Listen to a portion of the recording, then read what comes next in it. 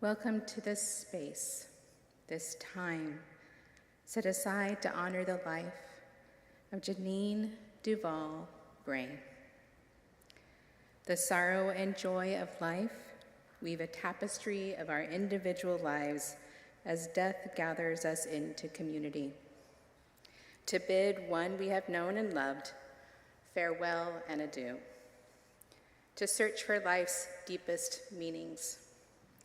To seek the comfort and healing people offer to one another. To say yes to life's greatest expression, love. Love believes all things, hopes all things, endures all things. Love never ends. At this time, we are united with the wisdom and customs of people of all ages. Through our own sense of strength and resources, we feel the embrace of the ageless human community. And it is in this spirit we join our individual feelings and thoughts, as well as faiths that sustain us separately, into a harmony of remembrance and affirmation. We shall celebrate Jeanine's living, and we shall grieve her dying, because we know the truth of William Blake's words. Joy and woe are woven fine, under every grief and pine runs a joy with silken twine. It is right, it should be so. We are made for joy and woe. Today we must grieve Jeanine's death, but we also must celebrate her life.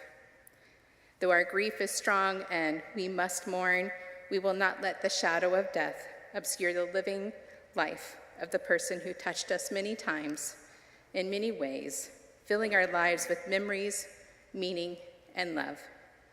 Let us gather this afternoon to remember and celebrate the life of Jeanine Duval Bray. To bring us into this sacred space, I invite Suzanne forward to call the four directions.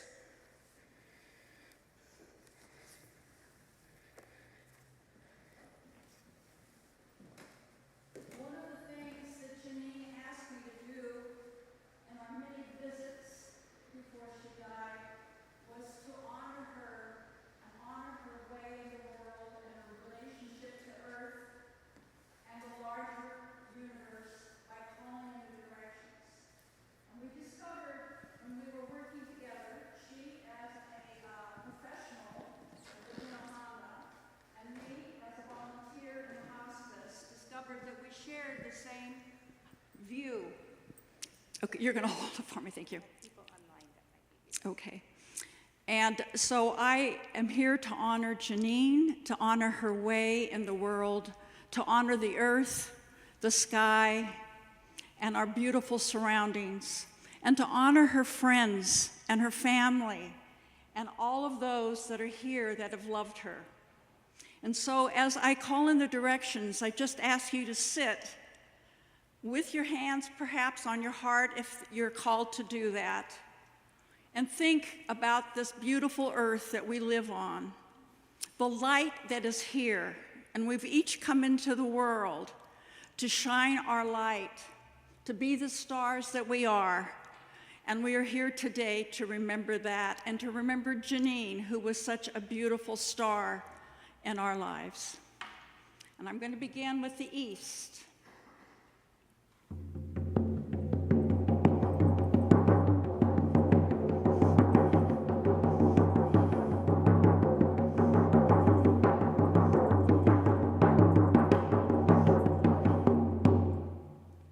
In the deepest gratitude to the Spirit of the East, the place of the rising sun, the place of springtime and new beginnings.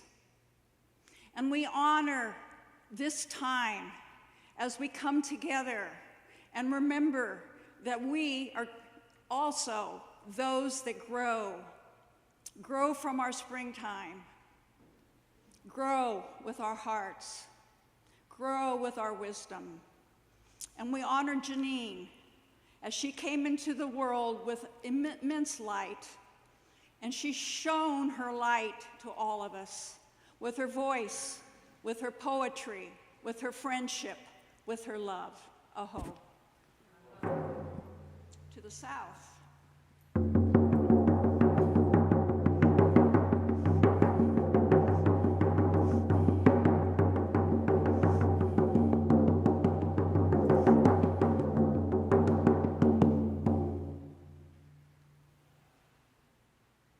In the deepest gratitude to the Spirit of the South, the place of summertime and full bloom. In deep gratitude to summertime, the warmth, fire, passion, life force energy, warmth and illumination. And in deep gratitude that we could be a witness to Jeanine's life as she grew and had full bloom. And we are in deep gratitude, and we thank you. And to the west,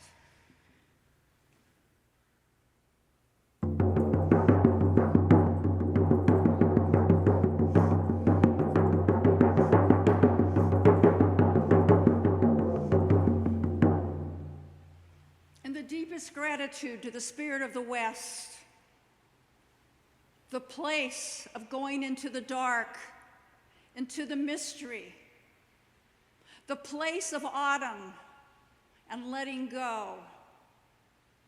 In deep gratitude to the waters that surround us, that are within us, our life force. And in deep gratitude to Jeanine, who has gone into the mystery and is now there to be our teacher.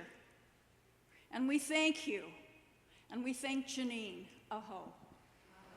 To the north,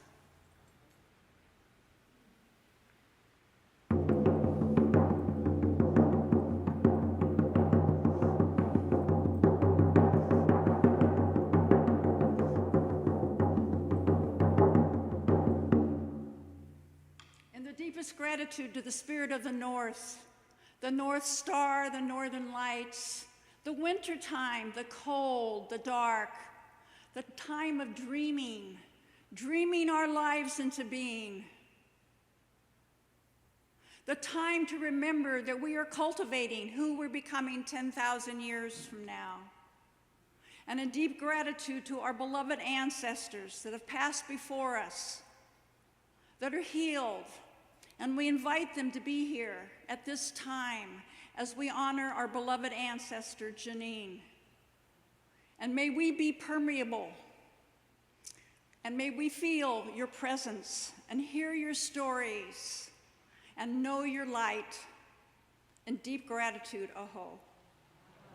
Above.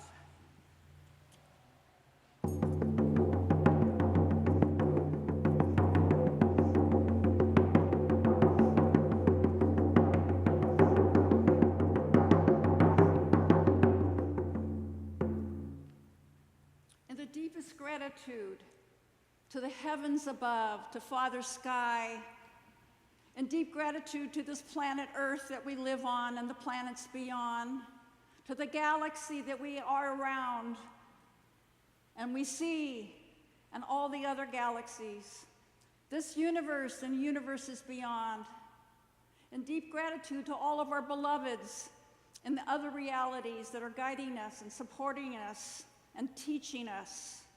And deep gratitude to the mystery, to our teachers, our beloveds, the transcendent masters, the mystics. And we thank you. We thank you now. To Mother Earth.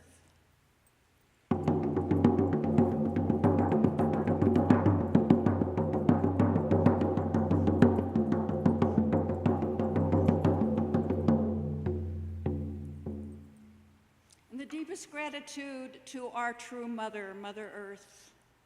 We are in deep gratitude that we have the privilege to walk our soul's path upon you. And deep gratitude that we could be the witness to Jeanine and her soul's path. And deep gratitude to all those, the two-leggeds, the four-leggeds, the winged ones, the furry ones, the creepy crawlies, the beautiful trees and the flowers and the air, and the fragrances, and all that holds us in this Mother Earth. And we are in deep gratitude. We ask to be taught how to be good earth stewards, and we thank you. Aho. In the spirit of place,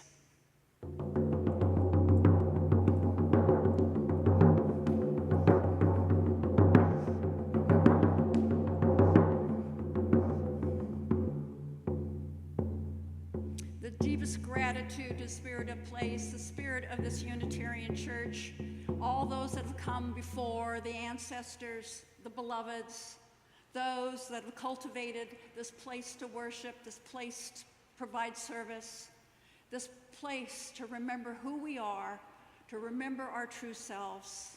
And we remember today Jeanine as she came into the world with light, and she grew as a sister, as a daughter, as a mother, as a wife, as a friend, as a beloved, as a poet, as a singer, and one that loved this earth.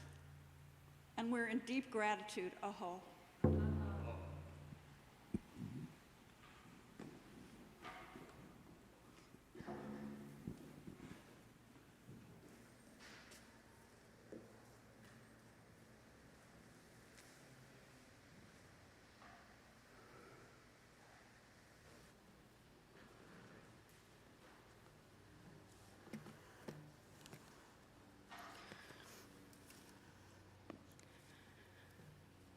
And so we have come together.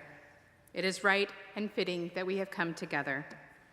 A human life is sacred. It is sacred in its being born, it is sacred in its living, and it is sacred in its dying. It is with this sacredness in mind we light our chalice today in honor of the sacred human life of Jeanine Bray.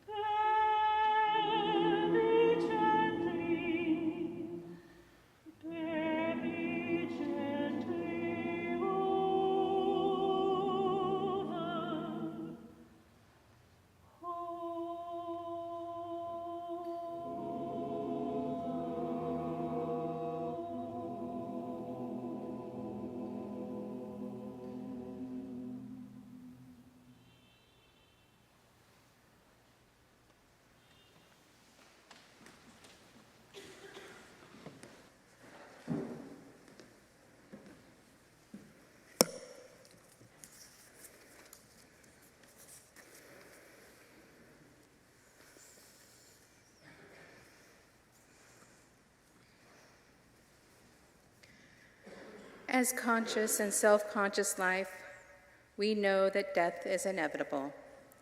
We know, too, that death shapes our life.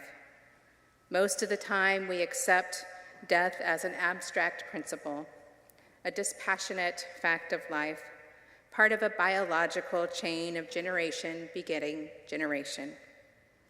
But when death becomes personal through someone we have known, respected, and loved, it comes in a variety of guises and triggers varying emotions. When death comes to one of many years, our grief is a quiet sadness. When it comes to one who has suffered or endured a long illness, our grief is softened by a sense of welcome and even blessed relief. When death comes suddenly, out of time, with little of any warning, our grief is sharp and excruciating. No matter what guise death wears, we, being human, will rage against the dying of the light, as Dylan Thomas writes. Do not be perplexed by a gentle or savage rage you might feel now. Such rage comes from a deep and universal human grief that living means dying. And do not be perplexed by other emotions that might rise unbidden from the depths of your being. You may feel a steady anger rather than a bursting rage. We do not easily relinquish those we love. You may feel remorse or guilt for things you neglected to say or do for the one who has died. You may fantasize about how things may have turned out differently. What if this? What if that? You may feel abandoned. You may in this death remember hurts and wrongs not resolved with the deceased. Do not deny such emotions. Accept them if possible. Try to understand them. They are doors in life's deeper understandings. Death always brings us face to face with life. There is opportunity in this moment, and there is the means to begin to live life again, though hesitantly, slowly at first. From this moment on, our living and doing can be more virtuous and more abundant. This is one of the paradoxes of such an occasion as this, that it opens us up to life and living. And this paradox speaks volumes about the human condition. It is a miracle, nothing less than a miracle, that flowers bloom every spring, that living thing begets living thing, that we human beings emerge again and again, from ignorance to knowledge, from hopelessness to meaning, from sadness to joy. It is a miracle, nothing less than a miracle.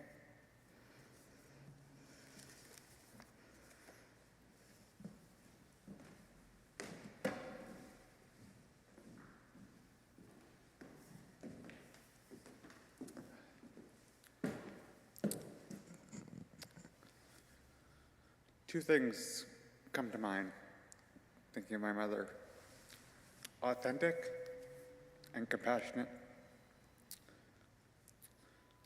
She spent so many years helping others, me among them.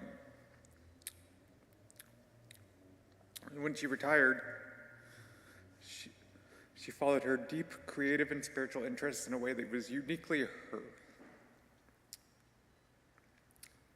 It's so hard to encapsulate her in a few words, but I know everyone here felt the light that she brought into a room.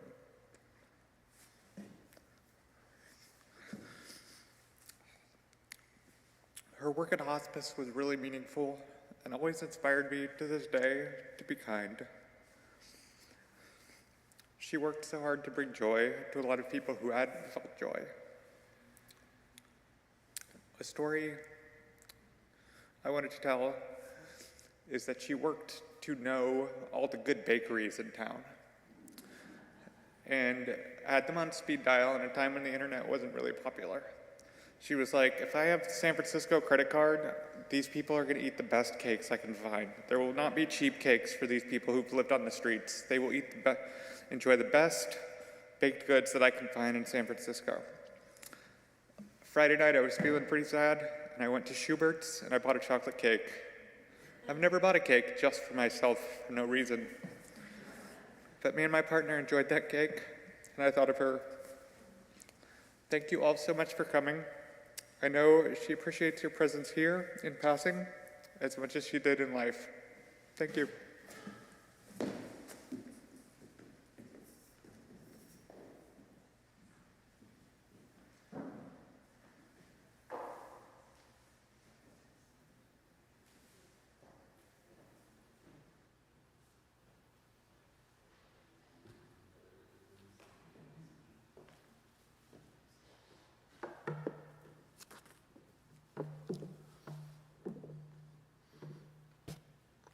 Hello. My name is Paul. I'm a social worker. I'm a retired social worker. And I worked with Jeanine many years. And also, we had a different relationship after she retired, was it 12 years ago? And during the time of her retirement, she was dealing with the cancer. She didn't complain. But she did have times of being very, well, I don't know how she felt, but she seemed to be really well and lived her life. I know she sang in at least 3 choirs. I saw her once sitting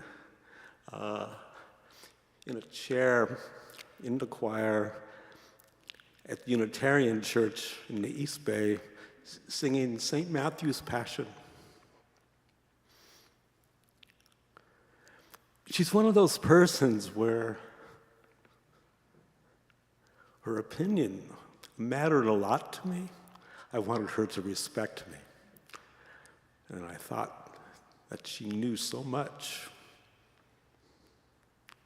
One of the things that we did a lot in the last few years was concerts, some plays.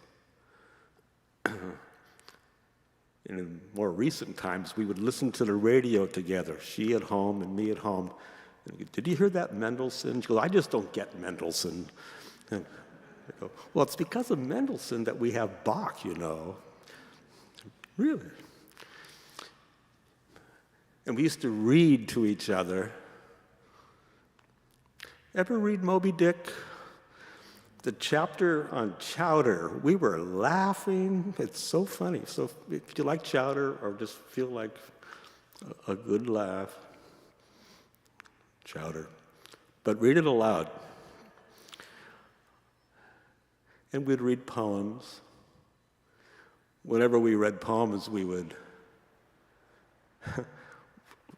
read it twice. Because when you hear a poem, you go, oh. Then it's over. But when you hear it a second time, then you really hear it. I was thinking over the weeks, what am I going to say today? And I found myself daydreaming. I couldn't think of what to say. And I was like, oh my God, I wrote a few things down, but I couldn't put it together because, well, I haven't accepted the fact that she died.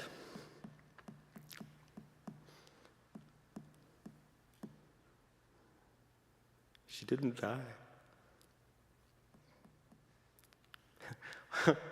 Although there's moments when I want to ask her a question and I forget that she can't tell me.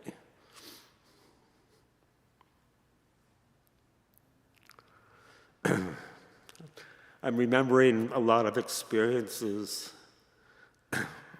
when she was on hospice. She was fun. I know, like when Bing Bing would have a birthday, he's our hospice cockatiel. And she'd wear a yellow feather like a cockatiel crest and make her cheeks orange. I have a photograph of that in the house, and I'm a clutterer, and I couldn't find it. It was supposed to be part of the collage. I'll probably find it tomorrow morning. She was fun that way. And she also did things that were, well, she was kind of from the hippie era, besides being very classy and understanding ballet and so forth. She was also a hippie. And we had a patient who died, and her daughter was one of those persons that lived in the park. The daughter, her name was Sparkles.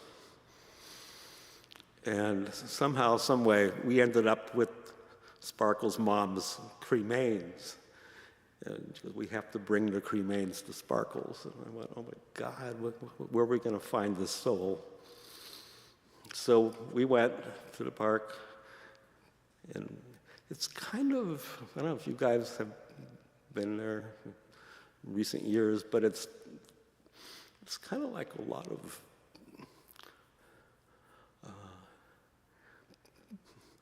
it's like hippies that were living here 40, 50 years later. Have you seen Sparkles? No, I don't know who Sparkles is. And finally someone says, yeah, she's near the horseshoe. And we go looking, and there she was, just a total mess, sitting on a blanket, wearing poncho. And she recognized us, because she did visit a couple times. And we said, here's your mom's ashes. And Sparkles opens it up, and she takes it and starts eating them. And I looked at Jeanine, and she was completely nonplussed. She was just looking compassionately. It wasn't like, oh, don't do that. It was just... And that's what I liked about her. Nothing ruffled her. She was steady, and I think that's what made her such a powerful worker.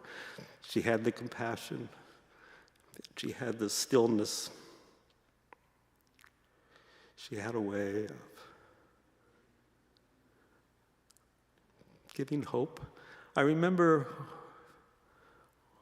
early on working there, Dr. Kerr, I asked him, what can we offer? And he said, we offer hope. And what is hope? Hope is knowing you're going to be taken care of. And that's what Jeanine presented when she was with people.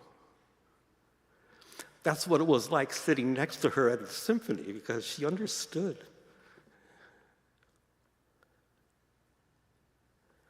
That's why her opinion mattered so much. She understood. But when she was dying, I would ask her, is this it? Because she would be so sick sometimes and then come back. Is this it? And she was like, I don't know. She never really gave up. And I remember I saw her at the first place she was at when she was making her change. And then she went to coming home, and I'm in that room with her. And I'm thinking, gosh, I feel so helpless. I didn't know what to do. And then she said, how do you do this? And I "You mean, how do you die?" She says, "Yeah." I go, I don't know." She goes, "Me neither. Christ, we did this for so many years and we don't know shit."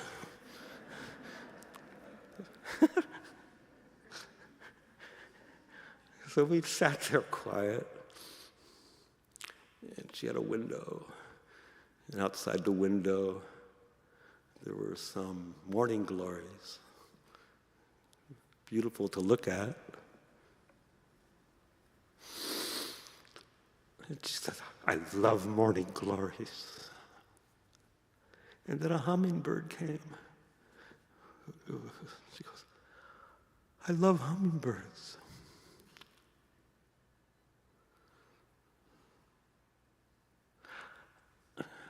I think her passing was okay. Even though I know she really wasn't in the mood to go, there was so much to do.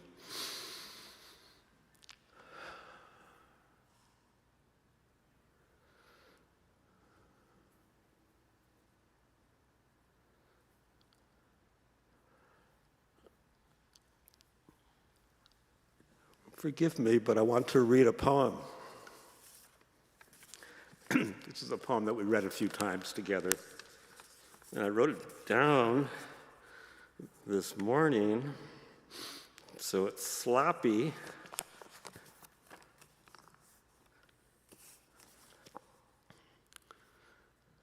Times like this, we need Emily Dickinson, right?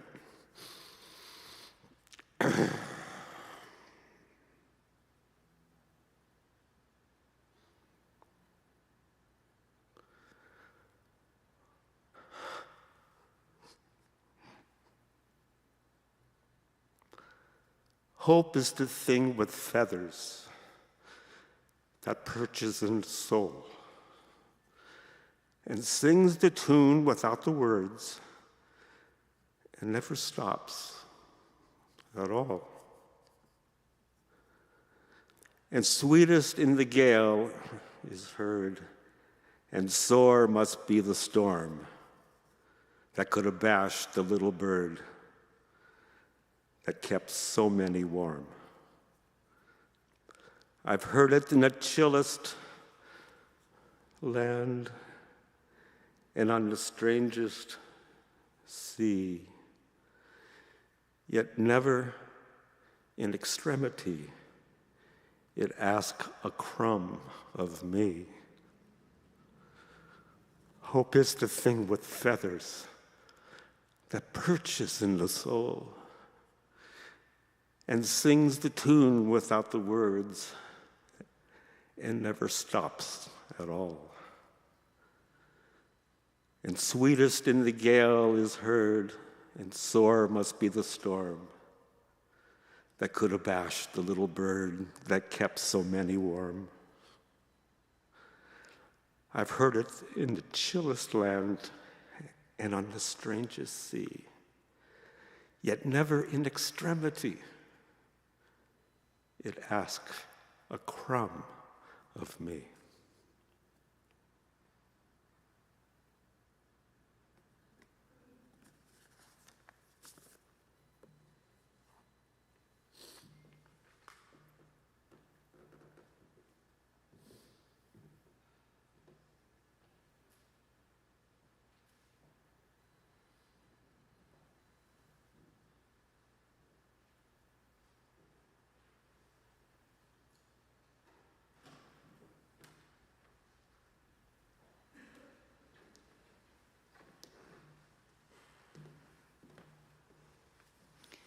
I believe there are two friends of Jeanine's that wrote a poem that would want to come up and recite that. Okay.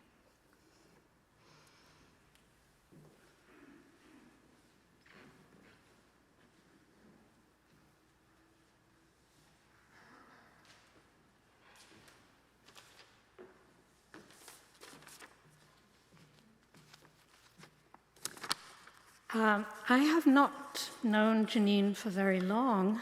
I think probably everyone in here has probably known her longer than me, so I feel a little bit of a cheat here. But she was in our small poetry group for the last 3 or 4 years, and we would meet every 2 weeks and share poems and read to each other and inspire each other. So I have written a poem for Jeanine, which I hope she can hear. And anyway, for Jeanine. There's a hole in our lives so hard to fill, a void where she was, valiant and chill. A chasm in our hearts, a space in the room, where she sang and danced, a vibrant bloom, a hothouse babe with a love of art and music and poetry and walks in the park. She was the chick on the hill with the bountiful mind who devoured books, seeking to find the answers to life, a gentle soul who countered pain with philosophy and thought, but suffered no fools time and again.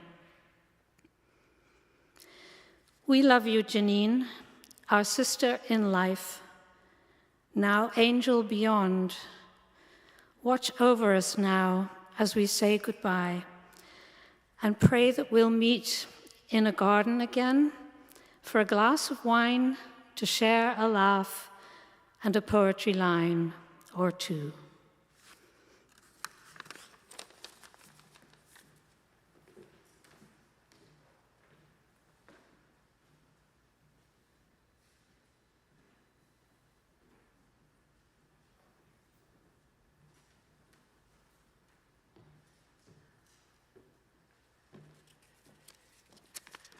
I think I probably knew Jeanine even less than Pauline knew Jeanine.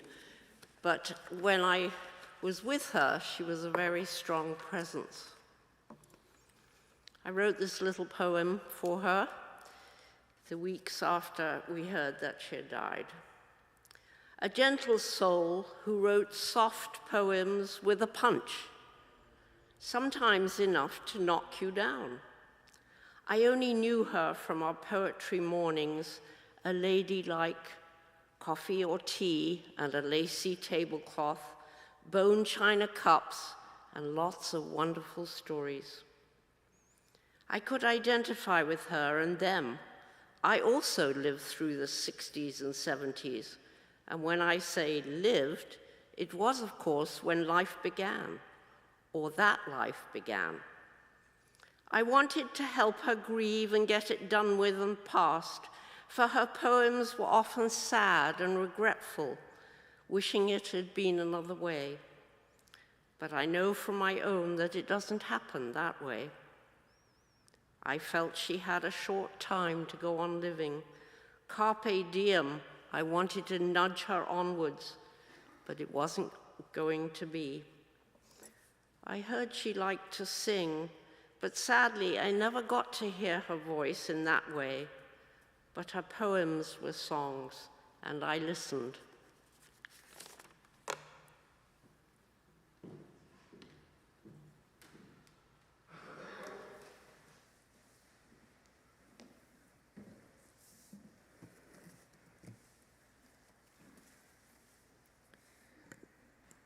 This is only a snapshot of Jeanine's life, and I would like to invite others to broaden this view with their own memories.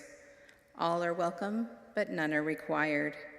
We won't concern ourselves with whether they are prepared or polished, nor how many fine words or how much silence falls between them.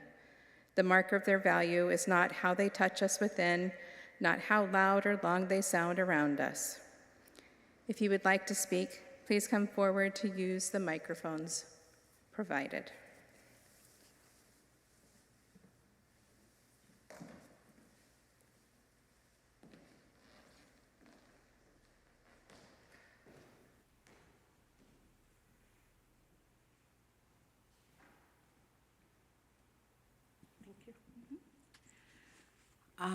I was in a book group with Jeanine, and for those of you who have been in book groups, you know they're not necessarily the ladylike sitting around. There can be very strong passions. And one of the things about Jeanine that I grew to love and appreciate was Jeanine was fierce. And we got into some arguments that I just couldn't have predicted. One argument was whether The Godfather should be considered one of the best films ever made. And she was determined to convince me that anything that violent does not deserve that title. Another argument we had was about the concept of grace, which, being raised Jewish, was not something I was familiar with. But Jeanine was determined to convince me that the notion of grace was universal. And so I just accepted it, because what do you do with Jeanine? You just accept what she says. One of our last interchanges was she believed that our book group should read the book of Circe, the story of Circe, and I thought, oh, that's so Jeanine, you know, who would want to read this? But we all read it, and I actually loved it. And she had that, I'll say, Midwestern, plains, determination to be strong, to be bold, and to love everyone who came into her world. So to her family and to her friends, we will all miss her with you.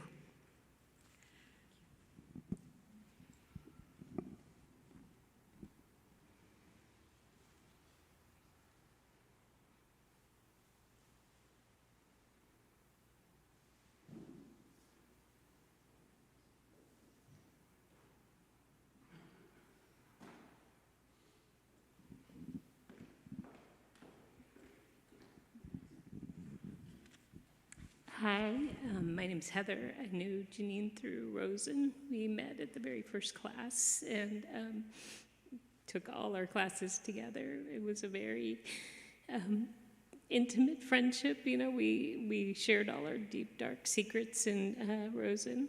You're supposed to do that work so that it doesn't interfere with your work once you're working on people. And touching each other, you know, that's not really something that happens so much. With friends, you know, doing body work on each other. And I just found this deep trust in this sweet, loving woman, where I didn't really trust people so much before. So it was just such a lovely relationship that we had. And I miss her so much. When she died, I wanted to call her and say, hey, my best friend died, but it was her. And she just was always up for some fun. We had a lot of great times together, going to the beach or going out for lunch or just hanging out and going for a walk.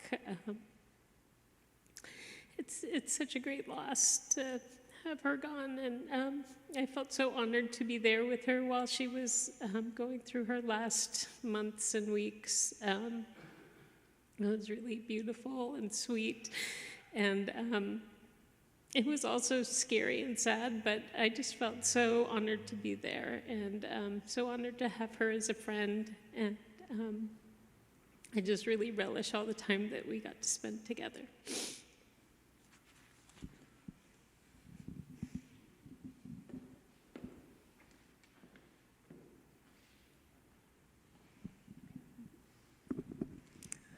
Hi, my sharing is short. I met Jeanine through a group that we call the Fire Breathers. We all studied shamanism together.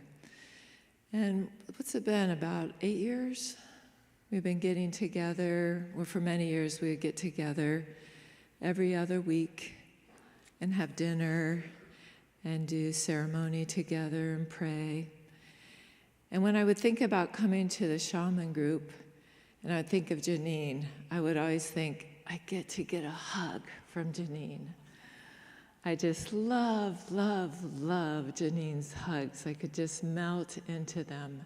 And as I'm sitting here today, that's what keeps coming up for me, how much I loved her hugs. And in closing, I want to say to her son, she loved you so much. Thank you.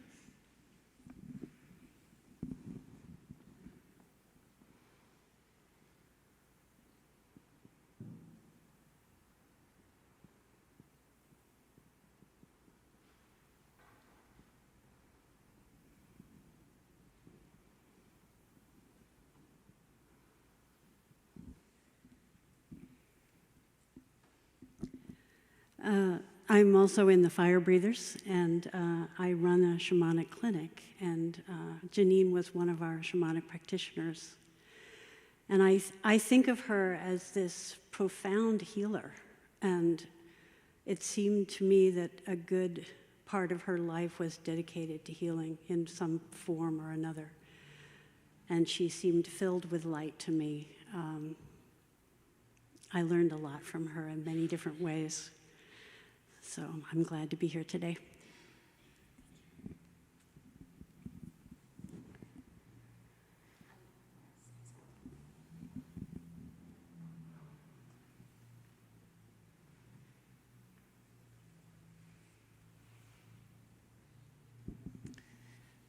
My name is Susan.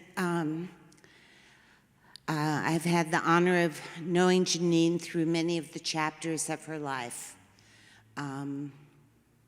Some of them not so wonderful, but she was truly a survivor through a lot of life's struggles and challenges. Two of the things, I met her at Laguna Honda when we worked together, and there were a group of us working there who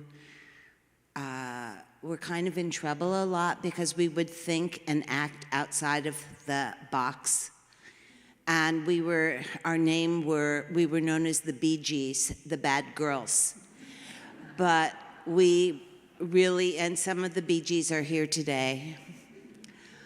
And another thing about Jeanine is that she absolutely loved music and loved to sing, and she'd love to be in the choir with you all. She had her private lessons and loved musicals. And when she got her final diagnosis that she had cancer again, we went for a drink. There's a little bar that we would like to go to called the Wild Side West. And we were in the backyard, and she sort of announced to everybody out in the backyard that her cancer had returned, and she asked people to sing songs, and they did, and we were singing. And then my last very good time with music was, she also loved musicals, and my son had access to a center, to a theater where he works on Market Street. He works at the GLBT Center, and for her birthday, we arranged a private screening of Oklahoma. And even though she was sick, she was singing and dancing throughout the entire theater, and it was her private show. And I was so pleased to be there. And I'm sad, but I'm pleased to be here. Thank you.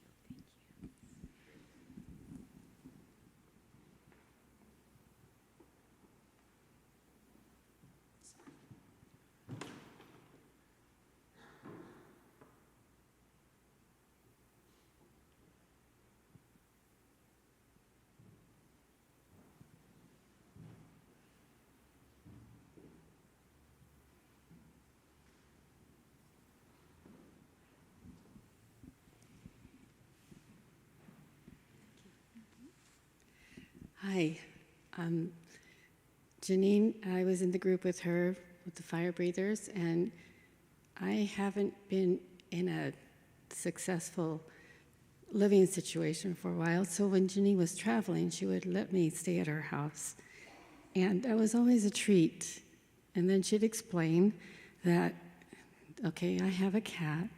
He probably won't come near you, but he'll need his food. And then there's a cat across the street that looks exactly like my cat.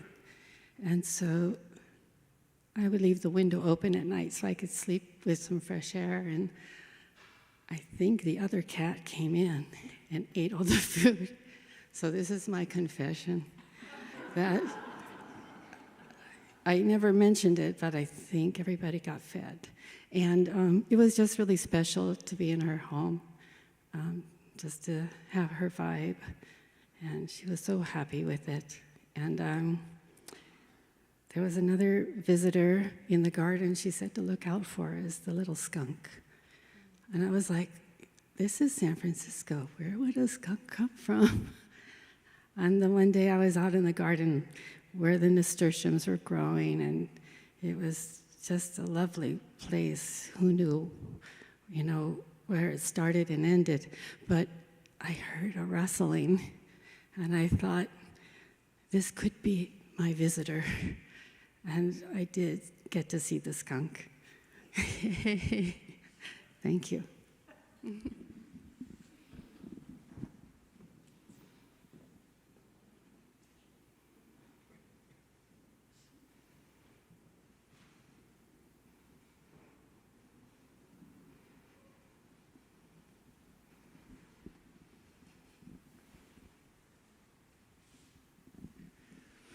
As I'm listening here today, I'm reminded of all the circles that Jeanine was part of, so many groups. For me, it was years ago when our sons started kindergarten together in a small school that nurtured this sense of community among the families as well as the children. But I think of Jeanine especially as the spark of that group, the sunshine. And we stayed friends for some time after the boys had gone off to their separate middle schools.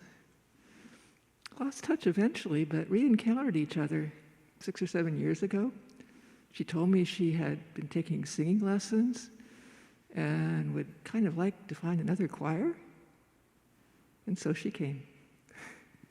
And it was lovely to have these late years together too, part of which were in yet another circle, a small group that met weekly to discuss our spirits.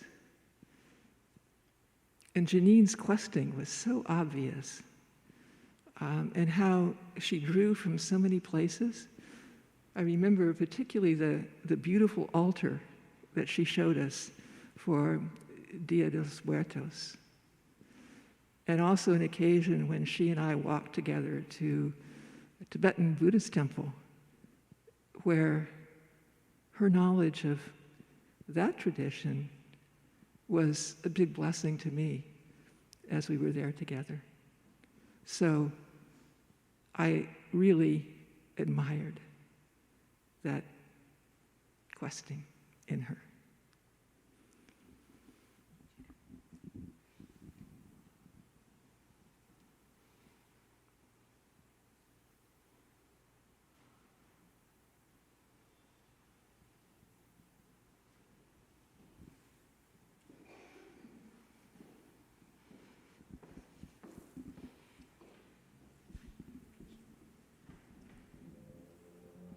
My name is Renee. I'm also in the Fire Breathers group. And I remember when Jeanine was going through the end of her marriage, which was, of course, an incredibly difficult time for her. And we had an outing to the Museum of Modern Art. And I remember so well that she was there, and she was just so present with what she was going through, so present with the tears and the pain, but also laughing at the absurdity of it all and the pain of it all, and moments of joy in that laughter. And it taught me so much about how to go through the shit of life. and that served me so well, and I am so grateful to her for that.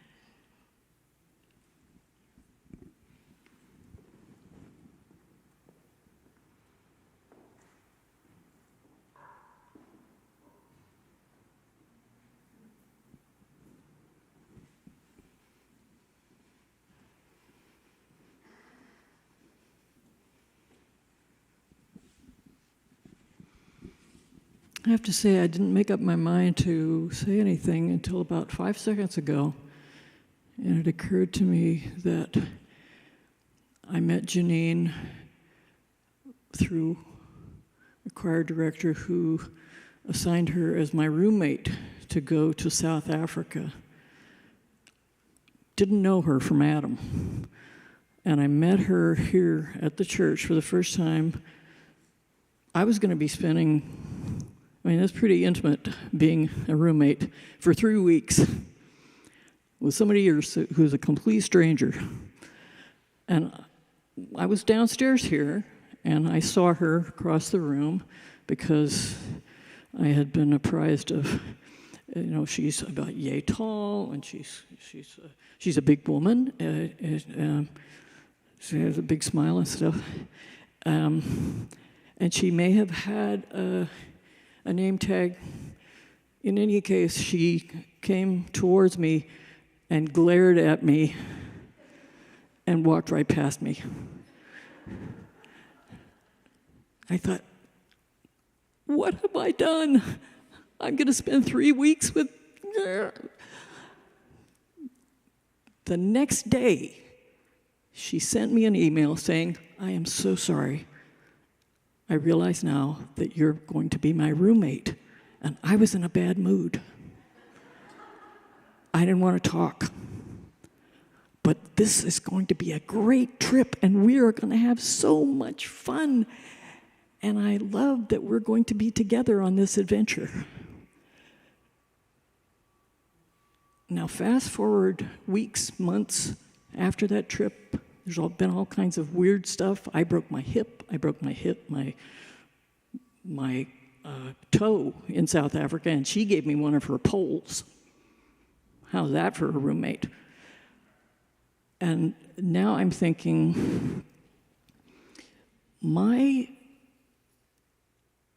love for this person who started out as a stranger, and now, a few years later, I'm thinking,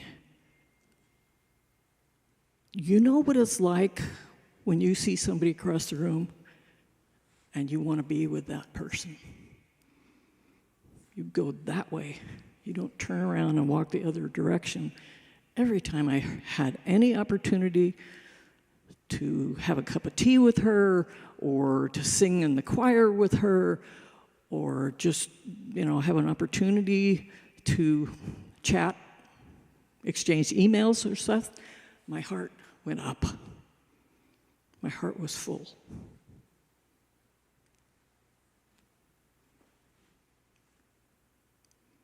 I am so sorry that she's gone.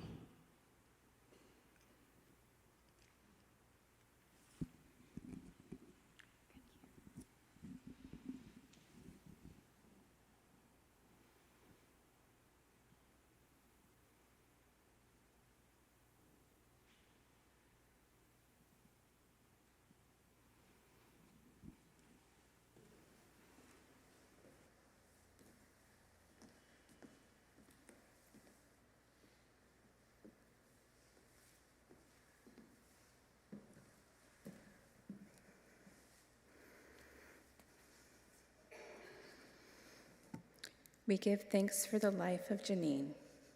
We remember her for the person she was, though we can only know a portion of her world. She both lives on through all she touched, all she loved. I invite you into a time of meditation to reflect upon the memories that have been shared here, the memories that you carry of Jeanine. Remember her as she lived, as she loved. Remember how she touched your life and filled our world.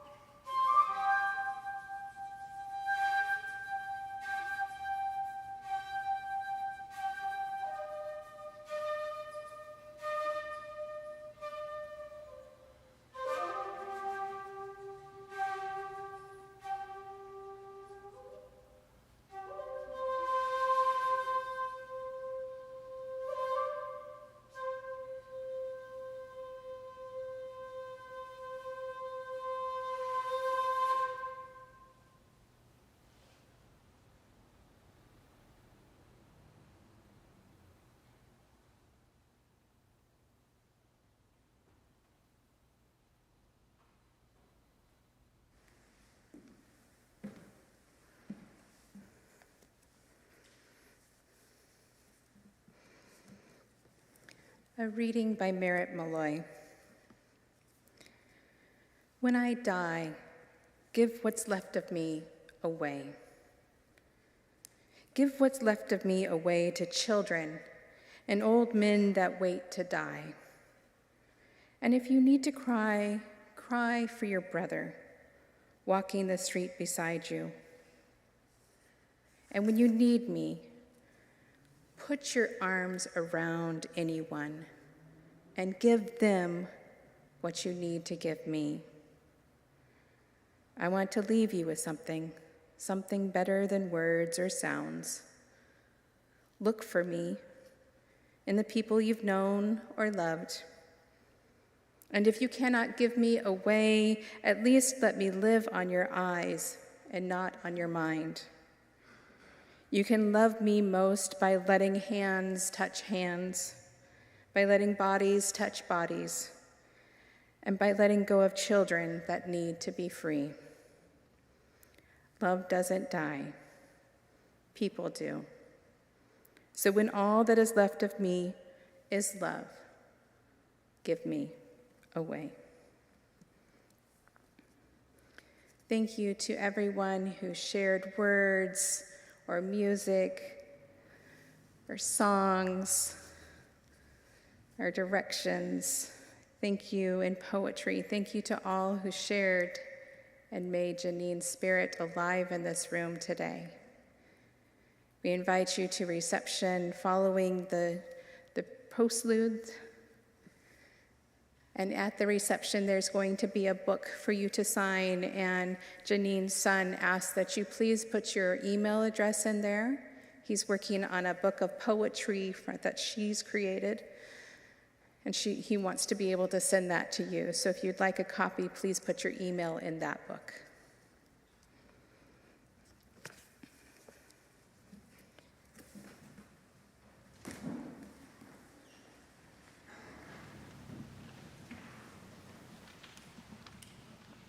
Things must pass, and just as Jeanine's life have come to an end, we also must come to the end of this service of memory and hope.